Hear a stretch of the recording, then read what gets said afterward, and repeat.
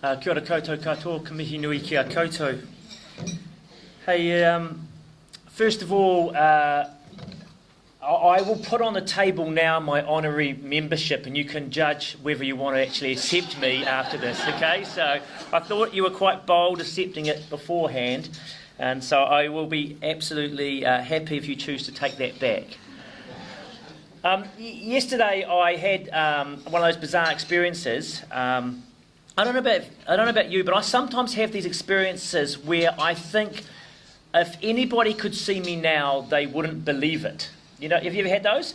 One of those in the last 10 years was I was down Golden Bay for work. I used to do training for people, and I was down there, and I woke up in the morning after doing a training session, and I was in a teepee, and the guy next to me had a tea towel over his head and was doing a Buddhist chant. And I thought, if anybody could see me now, they wouldn't believe I was here for work. The other one was I was in the UK in 2007, and I ended up walking across the UK countryside, chained to my children for a week, literally in chains, walking across the UK countryside. And again, I thought nobody will believe me if I ever tell them that this actually happened, but true story. But I had one a bit like that yesterday, where I was in Palmerston North, and somehow they invited me part of the Christmas parade in Palmerston North. And they dressed me up in all my bishop's attire, which is this massive red cope with red mitre, and I had the crozier.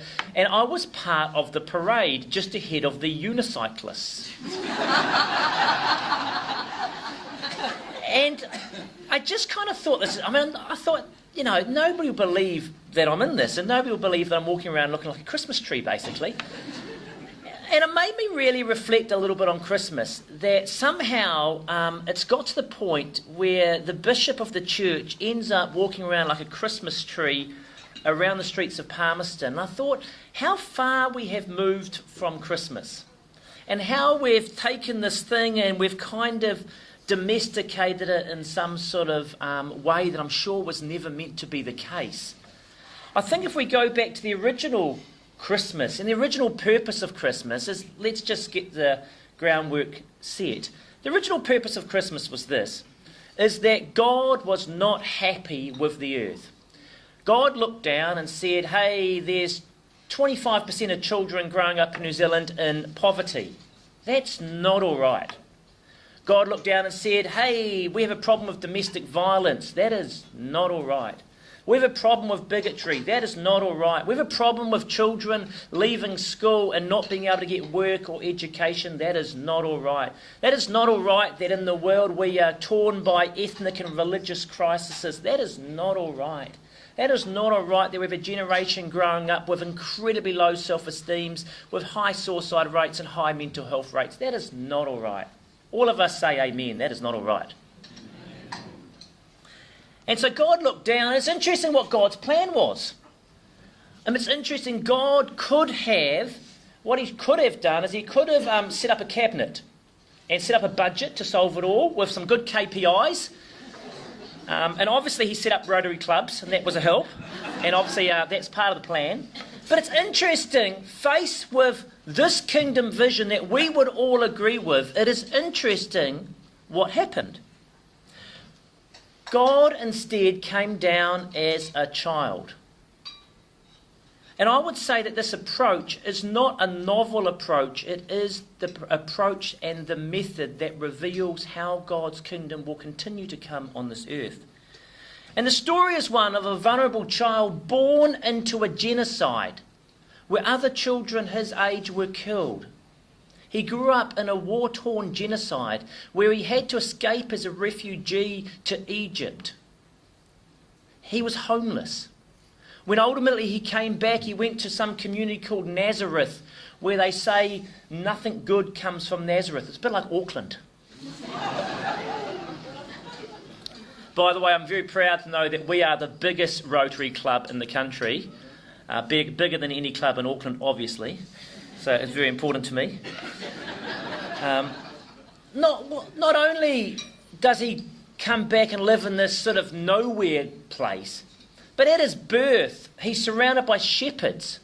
Now, if you don't know, shepherds in Jewish culture, they were dodgy. if the shepherds have been in Wanganui, they would have had to have taken off their patches. You know what I mean? They were those sort of people. And God chose to come to bring his kingdom vision in this most vulnerable, costly, and personally involved way. That was the Christmas story. That in order to transform the world, it takes vulnerable, personal, costly involvement. I remember many years ago, if you don't know, me and my wife, we had the great pleasure and privilege of fostering teenage young women. And I learnt an interesting story about Christmas. It was over a space of about 4 or 5 years. We had the privilege of living with over 40 teenage young women who couldn't live at home because their home life was unsafe or they were out of control. And any one time we'd have about 4 live with us. It was a wonderful privilege to do that. But I learned something interesting about Christmas. Christmas, when I grew up, was always a wonderful time of year. And Mum went all out. It was Mum at her best, bringing the family together and making this day the most superb day. But when we started fostering teenage young women, Christmas was the most miserable time for them, because it reminded them of how dysfunctional their families were. And it was actually this big memory, this big sort of spotlight on their pain. I remember one day, it was a few weeks before the run-up to Christmas, and one of the young women who we were caring for, she went missing. During the day, she went missing. She ran off, and she obviously. So I hopped in our vehicle, in our van, and went down the road. And I found her down the road, and she was sobbing and howling and crying. Being a pastoral person, not quite a clergy at that point, but I could tell there was something wrong. I was sensitive enough to pick that up. And I said, "What's wrong?" And she said, I've heard that my family is gathering for Christmas today. A few weeks earlier, they're gathering for Christmas. And I said, "Oh, okay." I said, that's pretty sad, pretty painful. And she says, "I really want to go." And I said to her, "Well, you know you're estranged from your family. You know your family probably will not welcome you." But she basically said, I really, really, really want to go. So I said, "Okay, let's do it." So we hopped in the car and we drove across town. And I still remember we walked down the driveway, and the driveway went past the window, and you could hear the Christmas celebration of the family in the window. And we got to the front door, and I remember she knocked on the front door, and her older sister answered. And this girl said, "Oh, I've just come to join in Christmas." And the older sister says, "You're not welcome here." And then the younger sister said, "Look, I just want to see Dad." And you could hear Dad in the window. And the older sister said, "Dad doesn't want to see you." And then the younger girl literally broke down and begged and said, "I beg you, please, can I come to Christmas?" And her older sister literally at that point physically pushed her down the driveway. And for that year and many years afterwards, it was our great pleasure as a family to have that young woman around our Christmas table. Because, it was about being personal and getting involved and changing the world by actually meeting people. And, in our Christmases had to change because, normally we enjoyed a bit of alcohol at our Christmas, but for her, alcohol was always associated with domestic violence and family abuse. So we just didn't have alcohol because it's so much more important to have her present.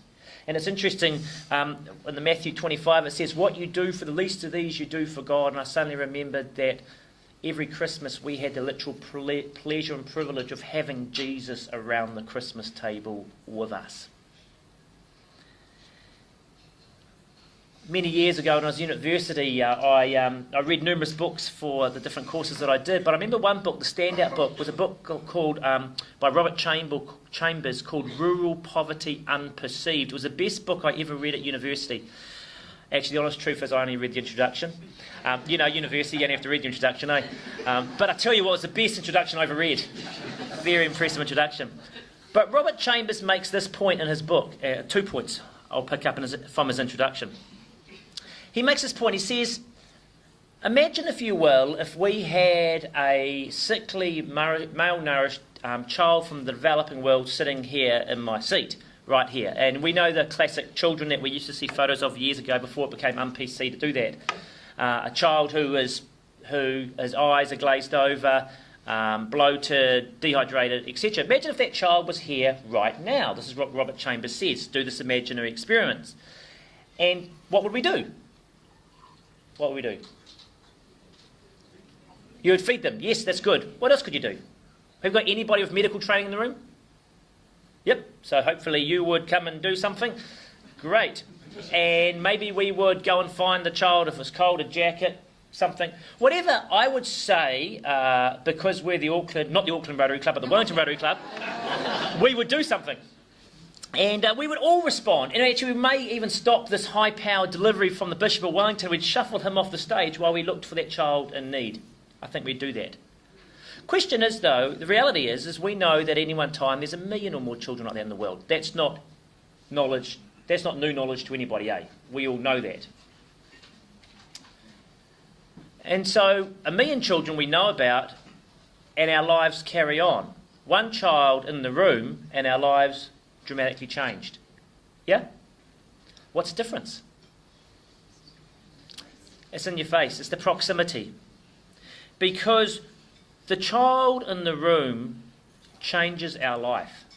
Because when we're up close and personal with somebody in pain, it actually transforms our life. It means we rearrange our priorities. It means I say, hey, I know you, and I know that you're a cleaner who only earns $15 an hour, and I earn a whole lot more. I'll reduce my wage so that you can have a good Christmas with your family. It's not about the living wage, it's just about the person I know. You know? Or it's about saying, hey, you know, I know that you're a young person in Porirua and you could do with some decent youth workers in Porirua, so hey, I'll reduce my wage in order to put up a youth worker in Porirua. Because why not? How much do I need? And so suddenly it doesn't become charity, it just becomes what you would do to somebody you know face to face. The second thing that Robert Chambers says in his introduction is this, is that the more gifted we are, and the more gifted and more successful we are, the more we are directly removed from people who struggle. Because poverty is always found on the back roads, poverty is never found on the main roads. So the more successful we are, the more we have done well for ourselves, the more likely it is we don't have to rub up against other people who are not doing so well. And so we have to make a conscious decision to get involved, to get personal, to get costly.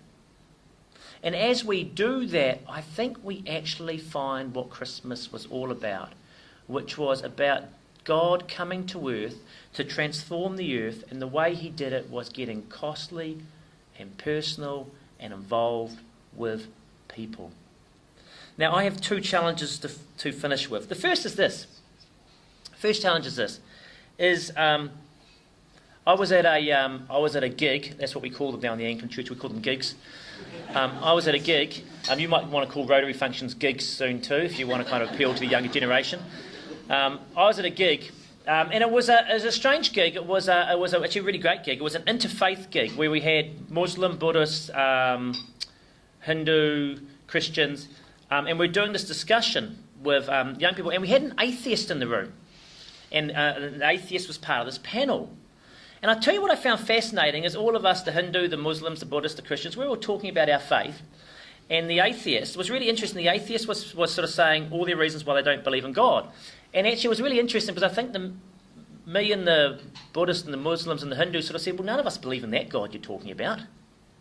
You're actually not talking about a God who is personal, a God who gets involved. You're talking about some wrathful God who's distant. We're talking about a God who lays his life down and gets personally involved. And what I experience often, and my challenge to you is this, is actually, I think many of us have written off God because we actually believe in the wrong God. We don't actually believe in the God who came down and got messy in order to save the world. And the other thing is this, my final challenge to you is this, is by the very nature of this room and by the very nature of Rotary, which is the gift that Rotary is we are people of influence, we are people of power. We are people of status, of mana, of reputation. The challenge for us is, will we be like Jesus, who still got down and personal and costly and involved with everyday people. Yes, it's great that we give of our money and our time with charity, but actually, will we actually know somebody? Will we actually hang out with somebody? You know, since I became the bishop, my biggest challenge is this: my life is taken up with meetings, and I no longer actually get to hang out with real people. Well, of course, people in meetings. And last night I'm driving home. I've had an exhausting weekend, and I get to drive a solo mum home with her kids. And, you know, and it was a pain. I really didn't want to do it. I was exhausted. I was tired. I just wanted to go home. And I thought, how can you be messing up my life? And actually, you know, again, I learned more from that trip than the woman received. But she told me really what it was like to be a solo mum with kids once again, and told me how she's trying hard and it's not quite working, and she's she's so trying against the odds. And it actually just changed my heart again. And so my challenge for us is this, is yes, we are powerful and influential, but actually, will we actually, like Jesus, get involved in a personal, costly way with everyday people? Now, I would like to close with a blessing. You have to let me do that because I'm the bishop, and bishops do blessings. That's what we do. They pay us good money to do blessings. Okay, and the great thing is I've got one on my phone. Now, this is really good. I tell the young people this all the time. I say, if anybody at school ever catches you on your phone, just say you're doing your prayers. Okay, so if you're in a meeting and somebody catches you on your phone, just say the bishop says it's all right, so I'm doing my prayers. Here's a blessing. As you travel the journey ahead, may you hear the whisper of God's fatherly voice guiding you to hold on to the spirit of fellowship and the oneness of our family of faith. May God bless you with discomforted easy answers, half-truths and superficial relationships, so that you will live deeply and from the heart. May God bless you with anger at injustice, oppression and the exploitation of people, so that you will work for justice, freedom and peace.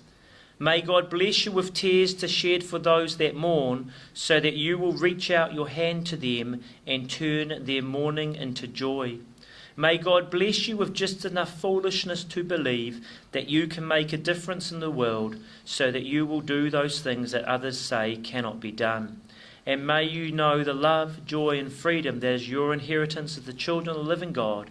We ask this in the name of the Father, Son and Holy Spirit. Amen.